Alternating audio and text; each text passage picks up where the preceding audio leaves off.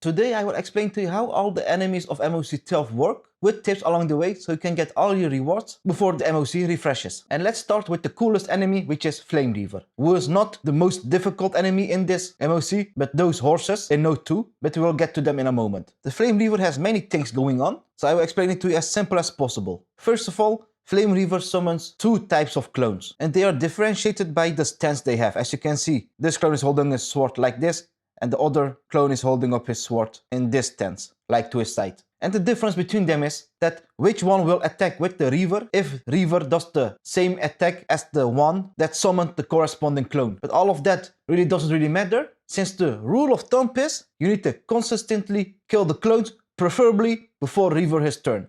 Why? Well, first of all, every time you kill a clone, Reaver will lose one of these stacks. And why do you want to reduce these stacks? Well, every stack the Reaver has, the more damage reduction he has. So the less stacks he has, the less damage reduction Reaver has. And these stacks refreshes in his second phase. Well, what's the other reason why you want to kill these clones? Well, that is to not allow Reaver to restore his HP. Since when Reaver summons a clone, he will consume his own HP by a little bit, which is indicated by this transparent red HP bar. And then when Reaver attacks with a clone on the field, let's say this clone, then those clones will attack with Reaver, and then he will consume those clones. So he will restore that lost HP back. Let's say for this clone, he consumed this much of his HP, so he gets this much back. So if he can kill those clones before he can attack with them, then he will not be able to restore that consumed HP back. And it is not every time that all the clones will attack with the Reaver at the start of his turn, since it depends on which clone was summoned by which type of attack of the Reaver.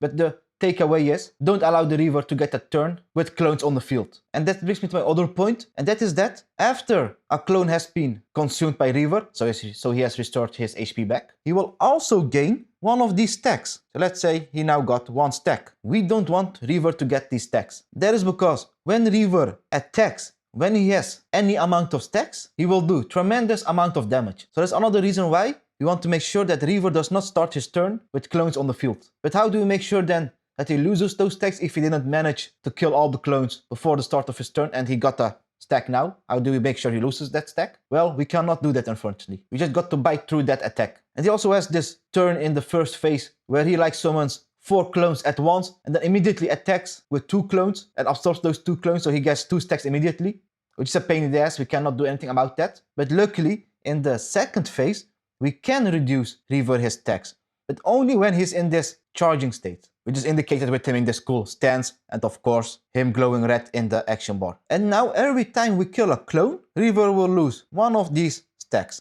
And luckily for us, these clones in his charging state are less tanky and have less toughness, so killing them is way easier. And also luckily, these clones will respawn continuously in his charging state, so here it is really important to really do consistent AoE attacks, since every time we kill a clone, he will lose one of those stacks here, and he will lose these stacks which give Reaver damage reduction, and every time he needs to resummon these clones, he will consume a little bit of his HP the whole time Reaver. So in his charging state, it is crucial to do consistent AoE attacks favorably, since we do not want Reaver to do charge attack when he has even 2 stacks, since it does mad amount of damage. And the last reason why I want to kill the clones is that every time we kill a clone, Reaver will lose 5% HP, which is quite a big amount.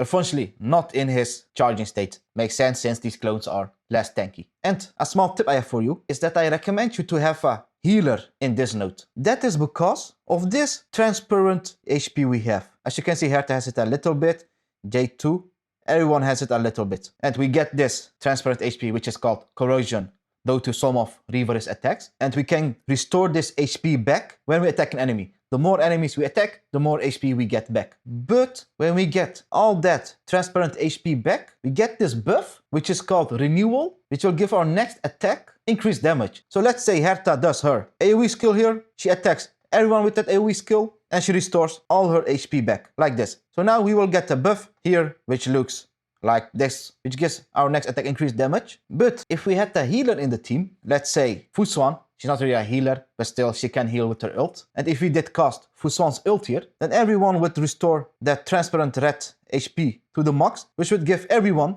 that damage bonus. So then I wasn't required to do a Jade ult or Jade basic attack first to get that damage buff. By just casting Fuswan's ult, everyone would heal that transparent red HP bar and immediately get that damage buff. Now in my team, it's quite easy to get it, but if I had like an Aventurine, his shields are so big, I wouldn't even get this corrosion to begin with. Yes, I would be less likely to be one-shot by Reaver, but if you just do your consistent AoE attacks, then surviving wouldn't really be an issue since we also get 30% max HP from this MOC buff, and we get a little bit of HP back every time we're attacked, so having a healer in this node would make getting this renewal a bit more consistent. And now we can go to the first wave of the first node, which is luckily quite easy, so we can just keep it short. Let's start with the enemies who have these stacks. All you need to know about these stacks is that every time you attack an enemy, they will lose 1 stack. And why do you want to reduce their stacks? Well, first of all, when an enemy's stacks is 0, let's say this enemy gets his stacks to 0, what will happen is that the character that reduces those stacks to 0 will get energy. So let's say Hereby gets a little bit of energy, and that enemy would take a small chunk of damage, their action would be delayed, and they will take additional damage every time you attack them when they have 0 stacks. So that means doing consistent attacks in this node helps you tremendously, also with Reaver as we saw. And these stacks mechanics are the same for all of these 3 enemies. And now, what do each of these enemies do? Well, when this enemy attacks you and he has more than 1 stack, then he has a chance to apply refurb on you. And what does this refurb do? Well, when you have refurb on you and you get attacked by another enemy, then your action will be delayed and you cannot do anything until your next turn. But it never really happened to me that I got this refurb on me, since the probability is really low. And not because I have Fuswan in my team, also in the other modes, because these enemies also came in the Pure Fiction, and I think other MOC too. But the chance of them applying refurb on you to begin with is really difficult. So these small enemies are no biggie. And now we can get to this big boy in the middle. Well, he's the one who summons these small monsters, since this wave does not start with these small monsters. And why does he summon these small monsters? Well, that's because this big boy can go in this charging state where he absorbs those small summoned monsters. And for each small monster absorbed, he will do more damage. And this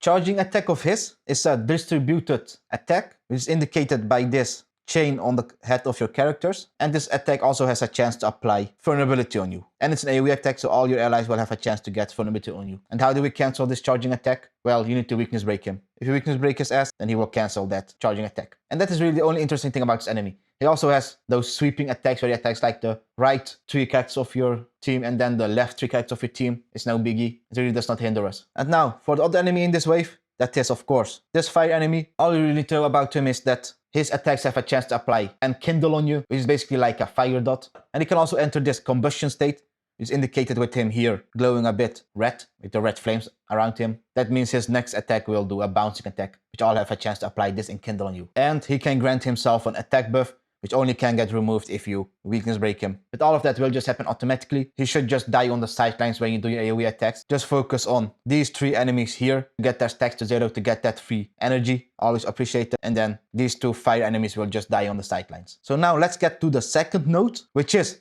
the most difficult node. Actually, I expected Reaver to be more difficult, but this one was pretty tough. And in this node, there are just 4 enemies, if we count these eagles which are summoned by this lion. But my advice for this whole node is, make sure you have a cleanser or high effect resistance for either survivability, or just go for a no sustain team. For example, like I did, a break team, or for a Mayday team. And of course, Mayday will clear this easily, since this MOC is made for him. Since the problem with this node is not the survivability actually, because we get a 30% max HP from this MOC buff and every time we are attacked we get some HP back. But the real problem is the tankiness of these enemies. And the longer you're in a battle with them, the more difficult it becomes. Why? Well, first of all, Kafka has some attacks that can apply shock to you. But this is just a small dot, you might say. So what's the problem? Well, it can ramp up quite quickly, since she also has an attack where if she attacks an ally who has shock on their head, she will apply shock to adjacent allies too. And that whenever Kafka attacks a character that has shock on their head, it will trigger that shock. And also, whenever any of Kafka's allies attack a shocked allies of yours, Kafka will do an extra attack on that ally of yours, which can luckily just happen once per turn though, just like the playable Kafka. But still, it is a pain in the ass. And as we all know, the most irritating thing about Kafka is her domination, where she can dominate an ally of yours. Let's say Rarme is now dominated, which means for 3 turns now, she will attack your allies, which also counts as an ally of Kafka attacking, which means Kafka will also do an attack after Romei if she attacked an ally of yours. And like I said, she has a 1 turn cooldown on that attack. So if a horse attacks someone with a shock, and if Romei also attacks someone with shock immediately after that, then Kafka will not do that attack. The point is, Kafka's DOS can ramp up quite quickly. But the biggest problem of this node isn't even Kafka actually, it is those horses and this lion. So how do these enemies work? And these horses are the same horses beside Kafka, but I will explain them here. First of all, what does this yellow lion do? Well, he can summon these small birds. That's something you might have noticed. What do these small birds do? Well, they have an ability that can like apply storm right onto an ally of theirs. Let's call it storm for now, which will also be indicated by a weird storm beneath their feet. And what this storm does is that whenever an enemy who has storm on their head ends their turn, they will get another action after that immediately, which is a pain in the ass. So how do you remove this storm then? Well, if you just weakness break that enemy who has storm on their head, then this storm will be dispelled. Pretty simple. What other kind of trouble does this lion cause for us? Well, you might have noticed it, but it is those suns which you can get. What do these suns do? Well, when you have 2 suns on your head, what will happen is that something will trigger immediately. First of all, we will take damage. So Fuga will take immediately damage. The other bad thing is that we will lose energy, which is the biggest problem. And then the 2 suns will be dispelled. So how do we make sure we get rid of those suns on our head? Well, whenever you kill an enemy, a sun will be removed. But it will prioritize the sun on the killer, their head. So let's say I kill with Remembrance MC this small bird and this small bird with their skill bounces, then first it will prioritize imaginary MCs, the sun, then it will choose another random ally, their sun on their head. So let's say Ruanmei. But how do we get these suns then to begin with on our head? Well, the lion does just some attacks where he applies it. At the start of the battle, he does this like laser attack where all 3 enemies get these sun on their head, as you can see right here. And he also has this locking ability where he can just lock 1 ally of yours. Like as you can see,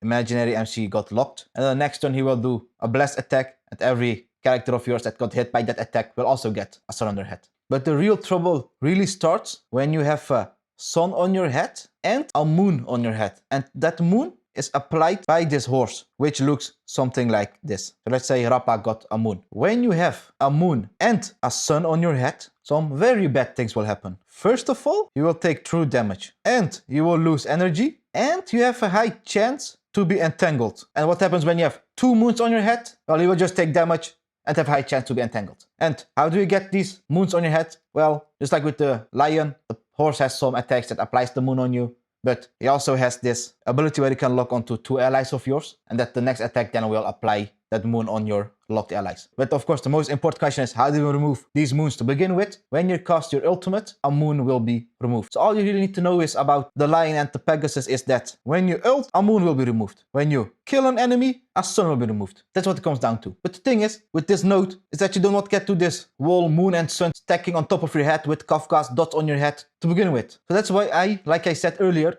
that I recommend a no sustain team. Since these enemies will ramp up quite fast, and a no sustain team, its aim is to do as much damage as possible, as fast as possible, to one-shot every enemy ASAP. And I noticed that a break team is the easiest because when an enemy is weakness broken, they cannot attack you. So Kafka cannot apply her dots on you, and the horses and the lions cannot apply those moons and suns on you. Or of course you could just go for a melee team because his ult will taunt every attacked enemy, and he will be fine since his MOC is made for him with the wall MOC buffs. And those MOC buffs also makes a no sustain team easier because, like I said, 30% max HP, you restore a bit of HP every time you're attacked, so it's more viable now. Or just go for a Speedy Gonzalez, Saylet team or a Face Shout team and just raw dog it. Just do whatever you can come up with. It might take a couple of retries here and there, though to unlock your RNG because your squishier ally got attacked the whole time or you just did not crit and all that stuff. But I want you to remember one thing though, and that is that you can play with Anaxa this MOC because the last day of this MOC will be Sunday the 11th of May. Anaxa will release on April 30th. But if you're like, I'm still unsure whether I want someone for Anaxa or not, well, on May the 6th, the 3.4 drip marketing is to be expected, where the Fate Collab characters will be dripped, probably. Because 3.4 is expected to drop somewhere July the 2nd, which is in the 3rd quarter of 2025. So if you're like, I'm not sure whether I want someone for Anaxa or Castoris or for Cypher or Hyacinth, since Cypher and Hyacinth's kit will be officially revealed the 3.3 livestream on May the 9th, you can just wait a couple of weeks before all of this is released, so you can make a more educated decision on who you want to summon. You should not only wait for them, you can also wait for the event, since you'll be getting Honkai Story Lost Anniversary on the 26th of April. In 3.3, we'll be also getting the ability to choose for Lucha or Ron May. We'll be getting many anniversary rewards along the way. So my point is basically, don't stress. You got lots of time to clear this MOC. You'll be getting many rewards along the way, which will help you on clearing this MOC easier, I hope, because you will be able to build up your characters a bit better or summon for better characters. The focus is just get all your rewards before the MOC refreshes. You just got to do what you think is the most fun. You can go for a no sustain team, a raw dogging team, whatever you can come up with. If you like it, do it. So I thank you for paying attention and see you the next time. Bye.